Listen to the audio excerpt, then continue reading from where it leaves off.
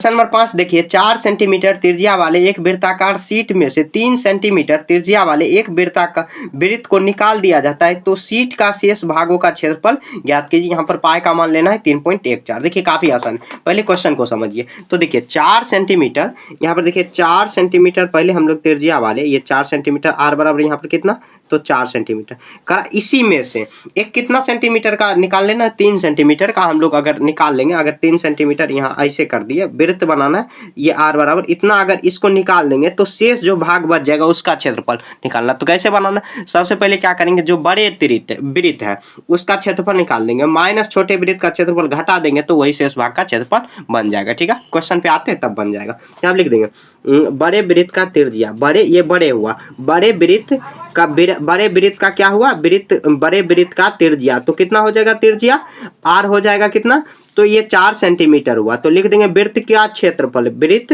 ऐसे लिख देंगे, बड़े वृत्त का क्षेत्रफल। आप R1 R2 कुछ भी मान सकते हो, उससे कोई फर्क नहीं पड़ेगा। पाई आर स्क्वायर होता है, पाई आर स्क्वायर। तो पाई का मान कितना, 3.14 गुना कितना लेंगे, तो आर स्क्वायर है, तो 4 चौके कितना हो जाएगा 16।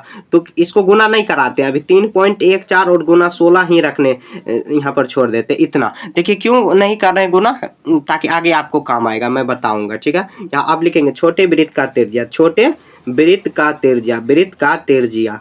ठीक है, देखिए कैलकुलेशन कितना कम करना पड़ता है, तो देखिए कम करोगे उतना ही समय आपका बचेगा, तो इतना होगा। तो यहाँ पर लिख देंगे छोटे वृत्त का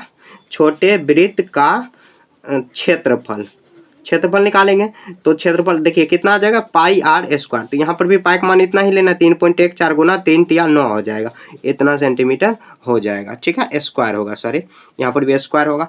अब देखिए लिखेंगे शेष भाग का क्षेत्रफल, शेष जो बच जाएगा, अगर यहाँ पर इतना वृत्त है, इसको काट कर अगर निकाल देंगे तो जो बच जाएगा, कुछ तो भाग बचेगा, उसका क्षेत्रफल। तो लिखेंगे शेष भाग का क्षेत्रफल।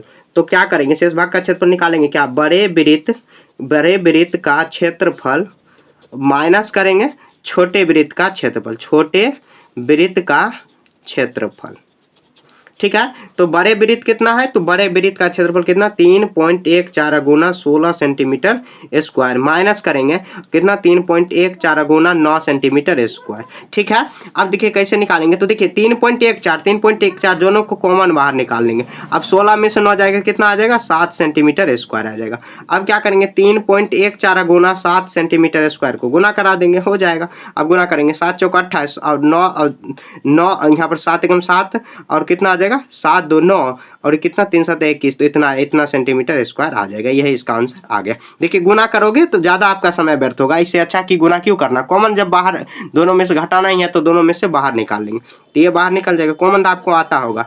अब देखिए ये दोनों, ये बाहर अगर निकालेंगे तो बच जाएगा कौन, 16 और माइनस 9 बचेगा, तो घटा देंगे, 3.14 गुना 7, इसे गुना कर देंगे तो 21.98 आ जाएगा इसका। ठीक है, तो देखिए क्वेश्चन वही कह रहा है, तो ये इतना 4 सेंटीमीटर त्रिज्या वाले जो वृत्त है उसके क्षेत्रफल में से, या नहीं तो उसको जो 3 सेंटीमीटर उस निकाल देंगे, तो शेष भाग का क्षेत्रफल जो मैंने यहाँ पर क्वेश्चन कह रहा हूँ वो सॉल्व किया, काम खत्म।